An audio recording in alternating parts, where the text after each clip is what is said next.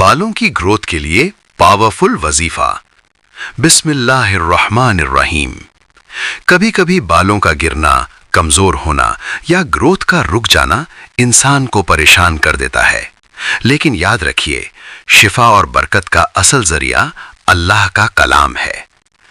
कुरान पाक में अल्लाह ताला फरमाता है, वनुनज़्ज़िलु मिनल कुरआनि मा हुआ शिफाउन व रहमतुल लिल मुमिनीन, यानी और हम कुरान में ऐसी चीजें नाजिल करते हैं जो मोमिनों के लिए शिफा और रहमत हैं।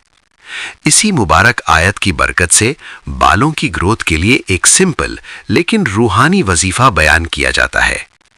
वजीफा करने का तरीका, इस वजीफे को इशा की नमाज के बाद करना बेहतर है।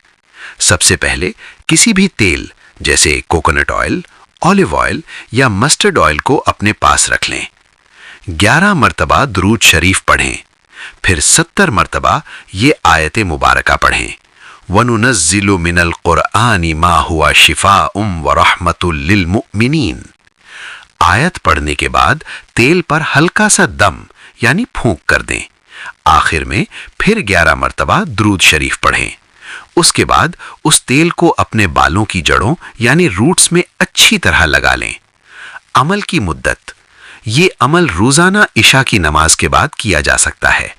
कुछ दिनों में इंशाअल्लाह बालों की कमजोरी कम होगी, रूट्स मजबूत होंगी और ग्रोथ में बेहतरी महसूस हो सकती है। लेकिन याद रखें, असल शिफा अल्लाह की मर्जी से होती है। दिल से दुआ, तेल लगाते वक्त दिल से ये दुआ करें, या अल्लाह, जिस तरह तूने अपने कलाम को शिफा बनाया है, उसकी बरकत से मेरे बालों को सेहत और कुव्वत अता फरमा। आखिरी बात, वजीफा सिर्फ अल्फाज का नाम नहीं, ये यकीन, दुआ और अल्लाह पर तवक्कुल का सफर है। जब बंदा दिल से अल्लाह की तरफ रुजू करता है तो छोटी सी चीज भी बरकत का सबब बन जाती है। अल्लाह हम सबको अपने कलाम की बरकत नसीब फरमाए। आमीन।